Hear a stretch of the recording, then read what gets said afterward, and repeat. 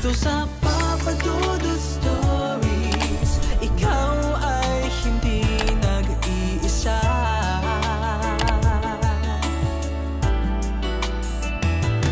Dito sa Papa Dudut Stories, may nagmamahal sa'yo. Papa Dudut Stories. Papa Dudut Stories. Sa lahat po ng mga nakatutok ngayon, huwag pong kalimutan mag-like, mag-share at mag-subscribe. Maraming salamat po sa inyong lahat.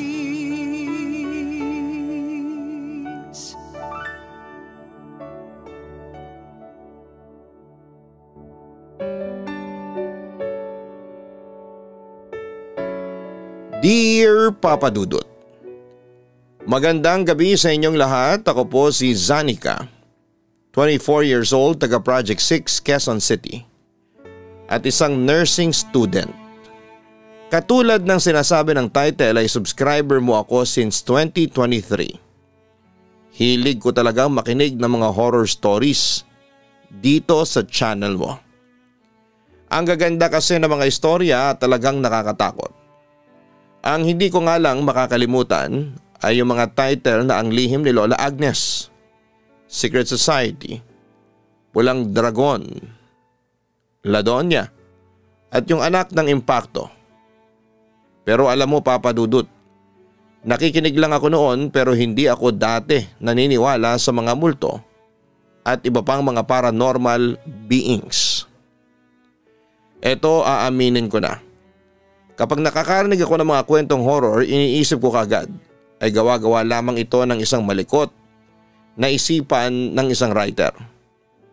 Pero Papa Dudut, mukhang sinubok talaga ako ng tadhana dahil simula nang makinig ako ng Papa Dudut Stories ay napapansin kong nakakaranas na ako ng kakaiba o kababalaghan sa paligid ko. Nagsimula ang lahat noong mapakinggan ko ang kwentong Secret Society. Isang takip-silim ng November 16, 2023. Napagpasyahan naming magkaibigan na mapakinggan ang kwentong ito sa isang parke kung saan nakatayo ang isang luma at abandonadong building na itinayo pa yata noong panahon ni Macapagal o ni Marcos Sr. So yun nga, pinakinggan namin ang kwentong Secret Society. Kung hindi ako nagkakamali, ay kwento ng isang Pinoy exchange student sa France na puwenersang maging kasapi ng Illuminati yon. Nakakatakot ang kwento tapos ay sinabayan pa ng malamig na hangin sa aming paligid. Sa sobrang creepy ng story ay pakiramdam namin ay nasa tabi na namin yung napakinggan naming lalaki na ginawang alay sa Illuminati rites. Sobrang taas talaga ng mga balahibo namin. Tapos ay sinabayan pa ng mga hindi namin matukoy na kaluskos sa paligid na nagpadagdag sa aming kaba. Pero pinagpatuloy lamang naming magkakaibigan ang pakikinig hanggang sa matapos ito. Alas 7 na nang mapagpasyahan naming umuwi na dahil malayo ang aming bahay. Kinailangan ko pang sumakay ng jeep papunta ng sakayan ng tricycle papasok sa street namin. Pagkababa ko ng jeep ay nakita kong sinulyapan pa ako ng pahinante ng driver. Hindi ko naman pinansin masyado dahil sa iniisip ko ang darating na exam bukas. Pagbaba ko naman sa tricycle ay nasabi ng driver na susungit, sabay tawa niya. Pagdating sa bahay ay nag-review lamang ako ng hanggang 9 PM at natulog na. Kinabukasan ay nilagnat ako ng talagang masakit. Nanginginig ako at nagsusuka at sobrang nilalamig din. Hindi ako nakapasok noon. Dinala ako sa ospital ng hapon at sabi ng doktor ay wala namang kakaiba. Baka raw pagod lang. at pinagpahinga muna ako ng katawan ko. Kinabukasan ay ganoon pa din ang pakiramdam ko. Kaya namroblema si mama. Ay na nga sinasabi ko eh.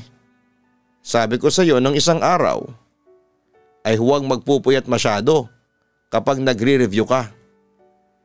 Nagising ako ng bandang 2:00 ng madaling araw at naririnig pa kitang nagsasalita dyan at nagsusulat na parang naiinis na. Pero di kita pinasok, baka kako kailangan mong mag-aral noon ng husto. Hindi ako makakibo sa sinabi niyo ni mama. Gusto ko sanang sabihing tulog na ako ng 9 p.m. kaso sa sakit at bigat ng pakiramdam ko itinulog ko na lamang.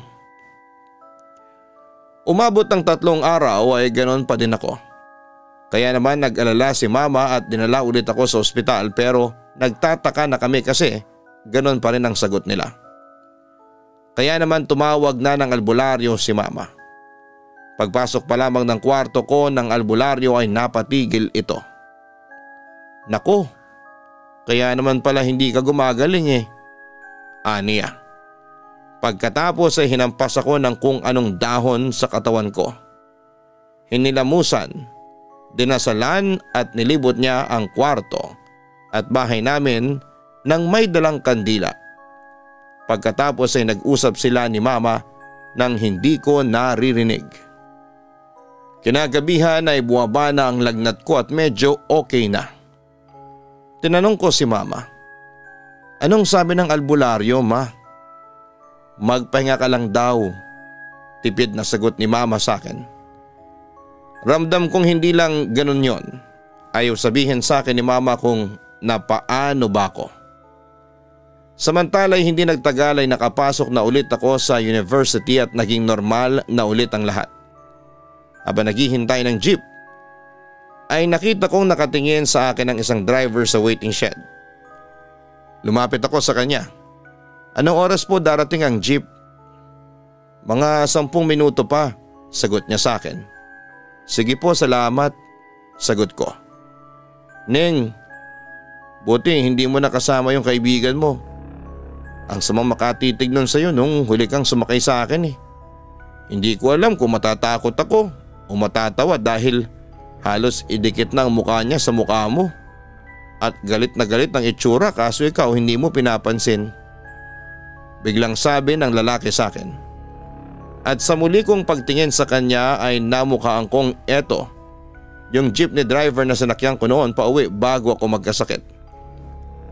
Nagtaka ako sa sinabi niya, Papa Dudut, at maya-maya ay napaisip ako at kinilabutan. Pagsakay at pagbaba ko sa jeep ay hinanap ko ang tricycle na sinakyan ko noon at hindi ako nabigo dahil naroon siya.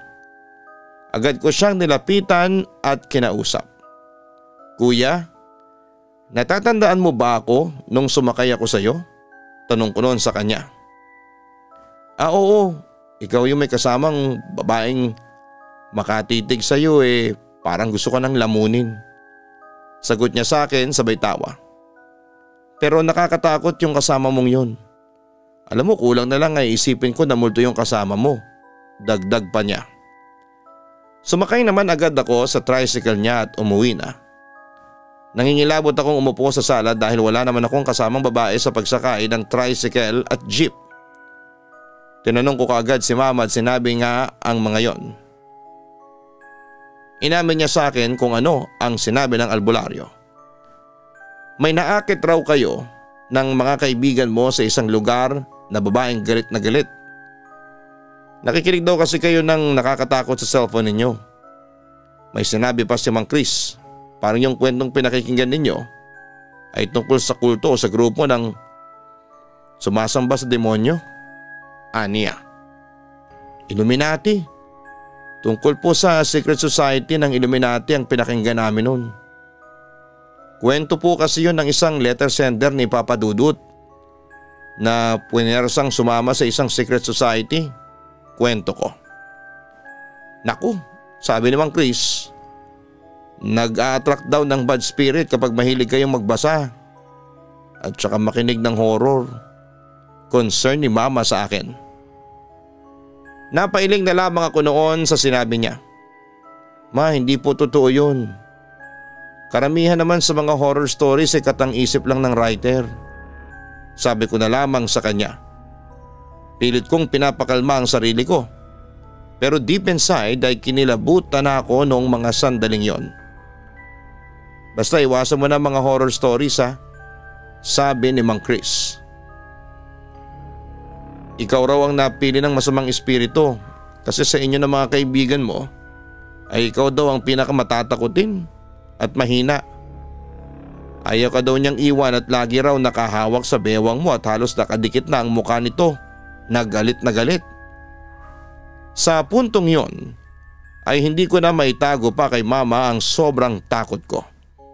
Dahil dito ay nagdasal kami ni mama. Anak, sinabi rin sa akin ng albularyo na huwag ka daw lalabas ng kwarto mo ng bandang 1:00 hanggang 2:00. Baka raw mawalan ng bisa yung dinasal niya. Bilin pa ni mama sa akin. Pero alam mo Papa Dudut, nung magising ako ng bandang 2:40 PM ay nakaramdam ako ng naiihi ako. Although may arinola naman ako sa aking kwarto ay bigla ko naisip na lumabas ng kwarto. Nakalimutan ko yung bilin ni mama sa akin. Binuksan ko ang pinto at laking gulat ko Papa Dudut na may nakita akong 3 babaeng nakatingin sa akin. Sa tapat lang mismo ng pinto ko. Na para bang inaabangan ako. At alam na lalabas ako. Nakabelo silang itim, may hawak na mahabang itim na kandila. Habang nakangiti ng malaki na abot sa tenga habang nagsasalita ito na hindi ko maintindihan. Hindi ko na alam ang nangyari kasi hinimatay daw ako. Pero nagkamalay din makaraan ng 30 minutos nang alalayan ako ni mama at ng kuya ko papunta sa aking kama. Doon ay ikinuwento ko sa kanilang nangyari. Na agad naman akong sinita ni mama. Simula noon ay sinunod ko na ang bilin ng albularyo. At hindi na ako lumabas once na makapasok na ako sa aking kwarto. Samantala'y natigil ng ilang buwan ang pakikinig ko sa inyong channel dahil kinailangan ko munang mag-move on sa nangyari sa akin. Pero muli akong nakinig ng Papa Dudut YouTube channel bandang March 2024. Ang napakinggan ko namang kwento ay kwento ni Marco na Pulang Dragon. Kung hindi ako nagkakamali, October 2023 pa ito na-upload sa channel mo. At noong March 2024 ko nga lang napakinggan. At marami pa akong horror stories na pinakinggan pagkatapos noon. Pero Papa Dudut, iba na ang dating sa akin habang nakikinig ako ng mga totoong horror stories sa channel mo. Kung nung una ay nakikinig lamang ako para lamang ma-entertained, sa ngayon kapag nakikinig na ako ay nakaka-relate na ako. Iba na kasi ang dating kapag may na-experience ka ng kababalaghan sa buong buhay mo. Sa kabilang banda, March 29, 2024, tanghaling tapat noon, nang magsimula akong mag-review para sa nalalapit kong exam sa nursing. Pero bandang 2:00 ng hapon ay nakinig muna ako ng almost recent episode ng Papa Dudut Stories. Kung hindi ako nagkakamali, ang title ay Ryan Edward na storya ng isang special child na nabiktima ng bullying. Maganda ang kwento pero kinilabutan ako sa part na nagmumulto na si Ryan Edward sa letter sender na kung di ako nagkakamali ay Patrick ang pangalan. Papa Dudut, ramdam na ramdam ko yung story at feeling ko talaga anumang oras ay magpapakita rin sa akin si Ryan. Sobra akong nadala ng storya. To the point na binuksan ko na ang lahat ng ilaw ng kwarto ko kahit na tanghaling tapat at maliwanag na ang buong kwarto ko. Samantala around 3 PM nang matapos ako sa pakikinig at bumalik ulit ako sa pagre-review. Nakaharap ako sa monitor ng computer ko and yung CPU is on my right side. While ang pinto naman ay nasa likuran ko about 10 feet. When suddenly I feel the urge na magpahinga ulit. Ewan ko ba kung bakit ko naisip na magpahinga na muna since hindi ko naman talaga ugaling unahin ang pahinga. hanggang sa I turned off my iPad. And I want to be relaxed, kaya hindi muna ako humawak ng ano pa bang mga gadget. Hinayaan ko ma-feel ko ang pahinga ko. Kaya naman naisipan kong sumilip muna sa bintana namin. Yung bintana kasi ay nakaside sa CPU ko, about 6 feet away from me, kaya umalis muna ako sa aking study table. Hindi ko alam pero hindi naman ako kinikilabutan sa bahay namin kahit na ako lang mag-isa. Pero the feeling is a way more different sa mga oras na yon. Sa pagsilip ko sa bintana, nakakita ako ng lalaking nakapantalon at nakasombrero. Nakatayo malapit sa gripo sa labas. Nakarap siya sa may batang naglalaro ng lato-lato. Kahit na nakasombrero. Alam kong halos kasing edad ko lamang ang lalaki o mas bata sa akin ng kaunti. Pero napansin ko na parang kakaiba siyang kumilos na hindi akma sa edad niya.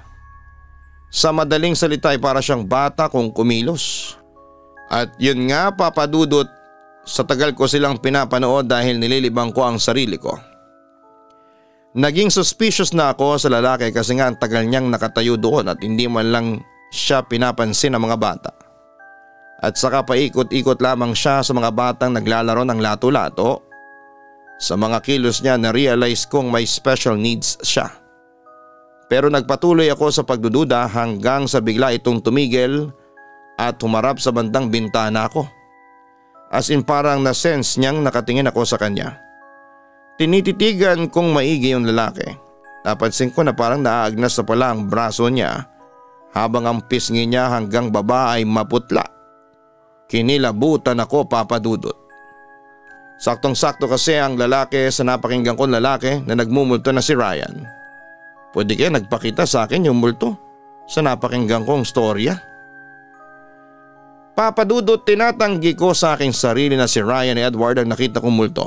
O baka naman hindi yun multo at nagkamali lamang ako ng hinala. Yung mga braso niya baka hindi naman talaga naagnas at sa halip ay may sakit lang siya sa balat.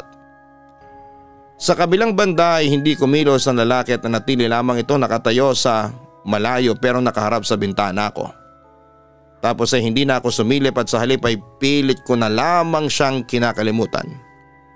Kailangan kong mag-review at ayoko makaapekto yon sa aking grado sa nursing. After a few hours around 8:30 p.m, syempre ay nakalimutan ko na siya. I decided to take a break ulit kasi mahigit 3 oras na naman ang lumipas.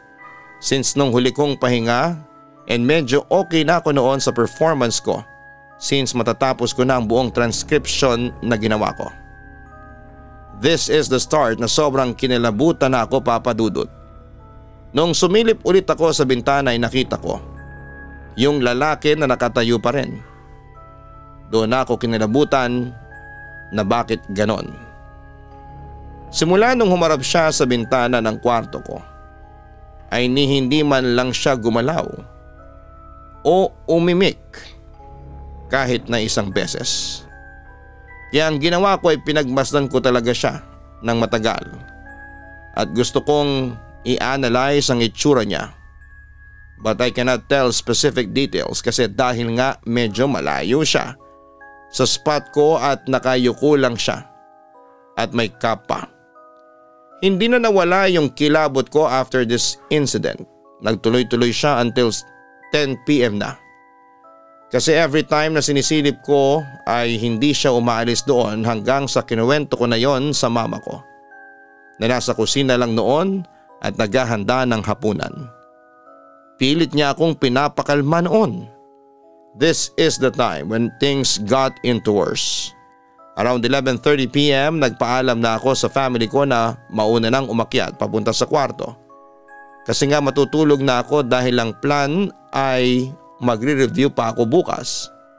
At pagod na yung utak ko and of course, yung incident na nangyari kaya we decided to take a break na at i-continue na lamang bukas. When suddenly mismong pagbukas ko ng laptop biglang dumaan sa periphery ko. Sabay hulog ng ballpen ko. Wala akong choice noon kundi damputin yon kahit halos sumabog na ang ulo ko sa takot. Dahil sa kilabot na nararamdaman ko. When suddenly pagpulot ko ng ballpen ko ay biglang nakita ko yung paa ng isang lalaki. Natatandaan ko yung suot nitong sapatos kasi ito rin yung suot ng lalaking nasa labas. Siyempre, Papa Dudut. Nabigla ako upon realizing na nasa loob na ng kwarto ko yung kinakatakutan kong lalaki. At hindi natatapos doon. Umakbang pa siya ng isang beses papunta sa may CPU ko kung saan I don't have any clear vision. Kaya nataranta ako at bigla akong lumabas ng kwarto ko. I was confused kung bakit nangyari sa akin yon. Ang ginawa ko na lamang ay makinig ng mga horror stories kanina habang nagpapahinga. Hindi ko talaga sure kung sino yung lalaki pero yung description niya talaga ay tugmang-tugma sa multo ni Ryan Edward doon sa story ni Patrick. Nagdasal ako ng gabing yon. Sabi naman sa akin ng mga kapatid ko, baka na-overan lang ako sa pag-review kaya parang nag-hallucinate na ako. Yes, naniniwala ko noon na baka hallucination lamang yon kasi imposible talagang magparamdam o magpakita sa akin ng isang multong narinig ko lang sa YouTube. At saka nung kinalaman ni Ryan sa buhay ko para magparamdam siya. Wala namang kaming connection sa isa't isa. Kaya after ng exams namin ay nagpa-check up ako sa psychiatrist. Sinamahan ako noon ni Mama, wala akong pakialam kahit na maging impression pa nila sa akin ay baliw. Bilang future nurse ay mahalaga sa akin ang mental health ko. Kaya hindi ako nahihiyang magpakonsulta. Sa awa naman ng Diyos ay wala namang naging problema, Papa Dudut. Walang schizophrenia o kung anong sakit sa pag-iisip. Dala lang talaga ng pagod kaya nag-hallucinate ako.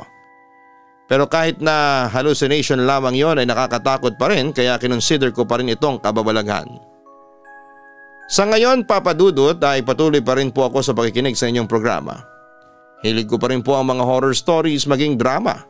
At eto nga, umaasa ako na isang gabi ang kwento ko namang ito ang mapakinggan sa inyong channel. Sana'y makarating ito sa himpilan ninyo at mabasa. Hanggang dito na lamang po, Papa Dudut, muling maraming salamat at isang magandang gabi sa inyong lahat. Lubos na gumagalang, Zanika. Maraming salamat, Zanika, sa pagbabahagi mo ng iyong kwento sa amin sa Papa Dudut YouTube channel. Well, bilang isa kang nursing student, scientifically speaking ay hindi talaga nag-i-exist ang mga multo at iba pang mga paranormal beings. Kapag nagtanong ka sa mga psychiatrist, sasabihin nila, ang na-experience mo ay isang klase ng hallucination. At kapag hindi ka sure kung hallucination lang ba ito o totoong multo, ang iyong nakikita ay magandang ideya na magpa-appointment sa isang psychiatrist para masabi mo sa kanila ang nangyari at matulungan kanilang ayusin ito. May ilang kondisyon na may kasamang mga halusinasyon at lahat ng ito ay nangangailangan ng atensyong medikal para maiwasan na lumala pa ito. Samantala, hindi naman natin dinidismiss ang possibility na baka nga totoo talagang may multo. Pero ayon sa mga eksperto sa pag-iisip ay may mga sakit din na nagdudulot sa isang tao na makakita ng mga tao o bagay na hindi naman totoo. Kailangang dalhin ito sa doktor upang matignan at mabigyan ng gamutan upang matigil ang visual hallucinations. Kung makakaranas ng visual hallucinations, maaaring pumunta sa doktor upang malaman kung may medical cause ba ang iyong nararamdaman. Hanapin po ang Kaistorya YouTube channel at mag-subscribe. Ganon din ang Gian Gianna Vlogs. Maraming salamat po sa inyong lahat.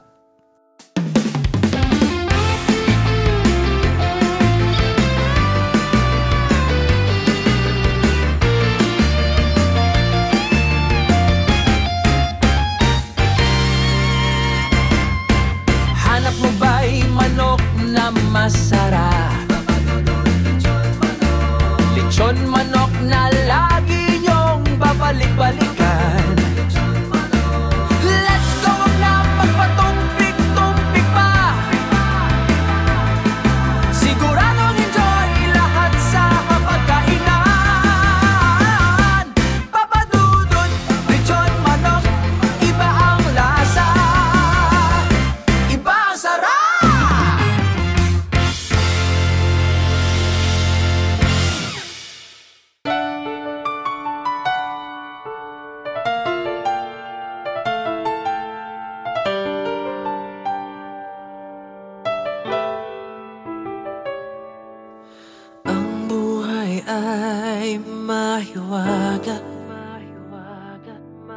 laging may lungkot at saya.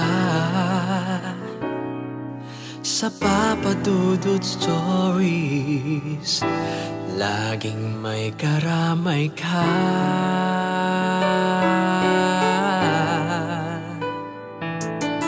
Mga problemang kay bigat,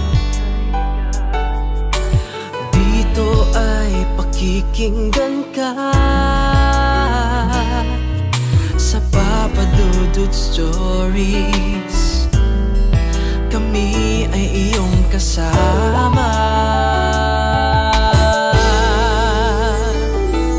Dito sa Papa Dudut Stories, ikaw ay hindi nag-iisa.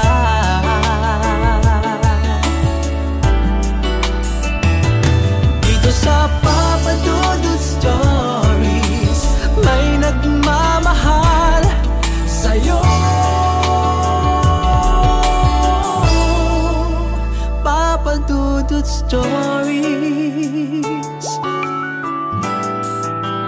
Papa Dudut Stories,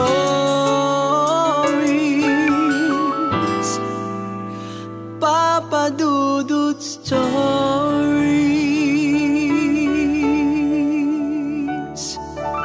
Hello mga ka-online, ako po ang inyong si Papa Dudut. Huwag kalimutan na mag-like, mag-share at mag-subscribe. Pindutin ang notification bell para mas maraming video ang mapanood ninyo. Maraming salamat po sa inyong walang sawang pagtitiwala.